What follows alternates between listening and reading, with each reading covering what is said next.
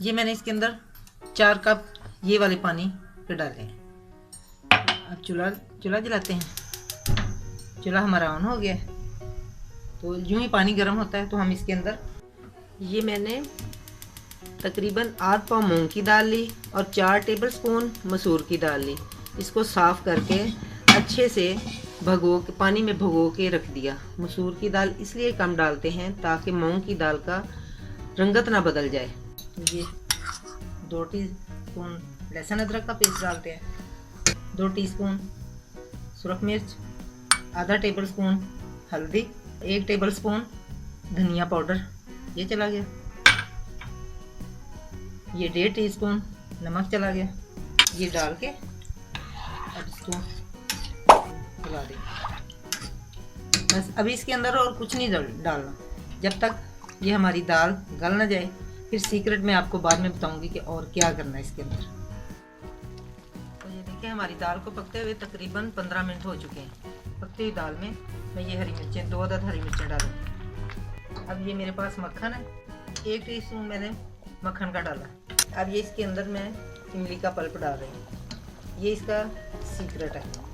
ये मैं खट्टी दाल बना रही हूँ, मूंग मसूर की खट्टी दाल। अब इसको मैं अच्छे से करूँगी मिक्स। ये देखिए गाढ़ी हो रही है। अब डालूंगी मैं इसके अंदर गरम मसाला। ये इतना सा मैं इसके अंदर जीरा, पिसा हुआ जीरा डाल रही हूँ। ये थोड़ा मोटा कुटा हुआ दादर सा ना, पिसी हुई काली मिर्चें।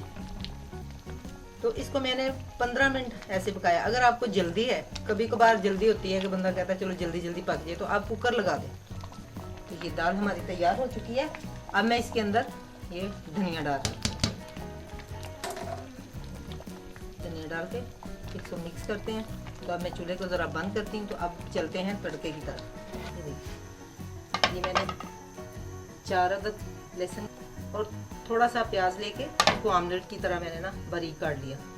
और इसके अंदर देसी घी डाल के, जितना आप खाना पसंद करती हैं, 3 टेबलस्पून 4 टेबलस्पून, जितना आप इसके दाल के अंदर ज़्यादा डले तो घी मज़ा आता है। प्याज और लहसुन ब्राउन हो चुका है मेरा। तो अब इसके अंदर मैं ज़ीरा डालूँगी। ये देखिए ज़ीरा कड़कड़ाने लग गया। तो अब मैं इसके अंदर ये अदरक डालूँगी और ये टमाटर डालूँगी। ये साथ ही लंबी लंबी कटी हुई हरी मिर्च। हमारी हरी मिर्चें, टमाटर और अदरक थोड़े हो चुके। बस ऐसे ही रखने हैं, इनको ना काला करना है ना ही इनको डार्क ब्राउन करना है। बस यही शेप आनी चाहिए, यही कलर आना चाहिए इनका ना। अब चूल्हे को मैं ऑफ करती हूँ।